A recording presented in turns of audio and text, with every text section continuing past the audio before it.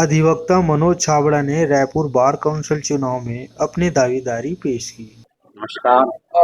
मैं मनोज छाबड़ा अधिवक्ता विगत 22 वर्षों से विधि का व्यवसाय कर रहा हूँ और इस व्यवसाय में मुझे अपने आप में गर्व महसूस होता है कि मैं एक अधिवक्ता हूँ।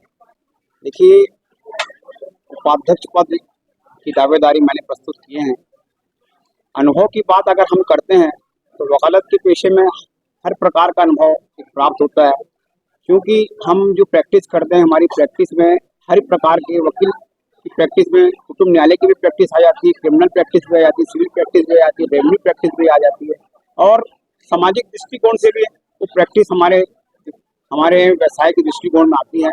और हर प्रकार का अगर हम कुटुंब न्यायालय के दृष्टिकोण से देखते हैं तो कई प्रकरण ऐसे आते हैं कि कोई विवाह विच्छेद के लिए आते हैं तो सबसे पहले हम विवाह विच्छेद की बातें हम पक्षकार के दोनों पक्षों की बातें सुनते हैं। अगर जहाँ तक संभव हो सके तो हम पहले उनको मिलाने का प्रयास करते हैं, उनका दाम्पत्य जीवन निर्वाह हो सके ऐसा प्रयास करते हैं। उसके पश्चात अगर कोई बात सामाजिक स्तर पर भी नहीं बैठ पा रही है और समझाने के बावजूद भी इनके दरार उत्पन्न ज्यादा हो गए तो हम विवाह विच्छेद की डिग्री के लिए इनको खुद माननीय न्यायालय के समक्ष आवेदन प्रस्तुत करते हैं। उसके पश्चात भी माननीय न्यायालय द्वारा 6 महीने का इनको समय दिया जाता है। 6 महीने के बाद भी इनके बीच 2 काउंसलिंग होती है। अगर उनके पश्चात इनके मन में मन मुटाव होता है तो माननीय न्यायालय द्वारा उनको डिग्री पारित करके विवाह विच्छेद किया जाता है। ये मेरा अनुभव सर, जैसे कि आप अध्यक्ष पद में खड़े रहे, हम अध्यक्ष पद के दायित्व उत्तरदायित्व के बारे में कुछ बता सकते हैं? छोड़ के उत्तरदायित्व और दायित्व का एक महत्वपूर्ण पद है ये। हम दायित्व की बात करते हैं तो सबसे पहले तो हमारा सभी अधिवक्ताओं का मान सम्मान बना रहे, ये एक अधिवक्ता साथी और एक अधिवक्ता होने का दायित्व सबसे महत्व है।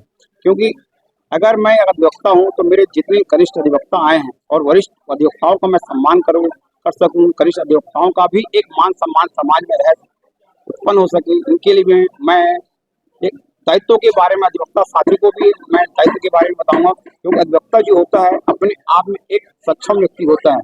क्योंकि एक अधिवक्ता साथी है, देखिए आप भले आप लाखों का बिजनेस कर लीजिए, करोड़ों का बिजनेस कर लीजिए, पर जब आप किसी गाड़ी में जाते हैं तो गाड़ी का कुछ सम्मान नहीं करेगा। और वकील की गाड़ी में अगर एडवोकेट लिखा है तो आपको वकील साहब करके संबोधित करता है। तो ये दायित्व को, अपने मान को, सम्मान को, अपने स्वयं को, हमारे कनिष्ठ अधिवक्ताओं को भी समझना है कि हम अपना मान और सम्मान हमको स्वयं को बनाना होगा।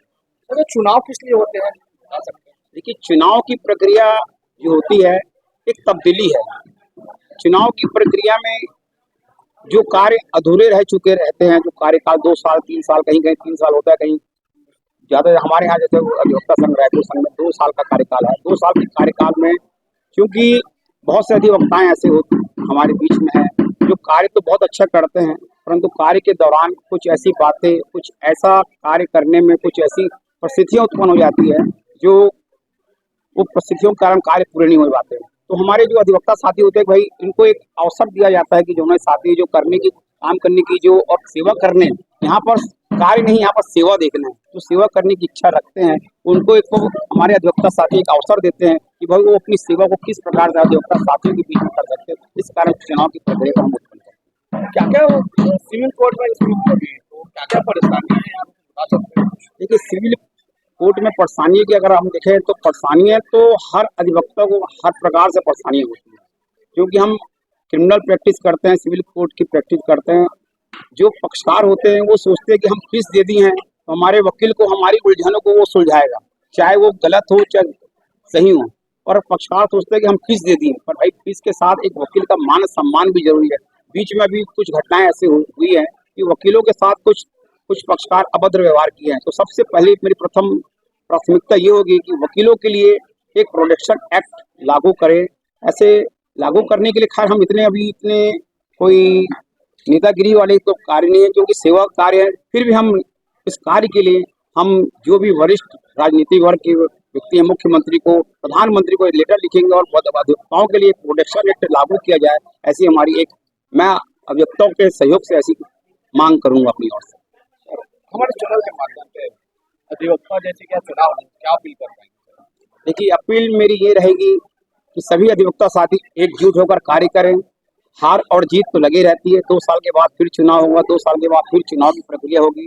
2 साल के बाद आप ऐसा मत सोचो कि वो व्यक्ति मेरा सपोर्ट नहीं किया और मैं इसका सपोर्ट नहीं किया तो उसी कारण मैं जीत गया तो उसका सपोर्ट नहीं करूँ। क्योंकि जब जीत के जब बंदा आता है तो अधिवक्ता संघ का वो पूरा सबके लिए अधिवक्ता साथी रहता है, सबका अध्यक्ष रहता है, सबका उपाध्यक्ष रहता है, सबका सचिव रहता है। ये कभी भी अधिवक्ता साथी को नहीं सोचते हैं जो चुनाव हमारे यहाँ लड़ रहे हैं या जीत और पराजित दोनों संभव है। अगर 2 साल के बाद आपको जीत और हार में आना है तो कोई भी ऐसा ना सोचे कि मैं हार गया तो मेरा सपोर्ट नहीं किया और मैं जीत गया तो सपोर्ट किया, इसका ज्यादा सपोर्ट करूं, ऐसा नहीं। जीतने के बाद सभी अधिवक्ता साथी हमारे एक बराबर है, सबको एक नजरिए से देखना है, सबका बराबर जो भी समस्या है इनका निराकरण करना है। सर बहुत बहुत धन्यवाद।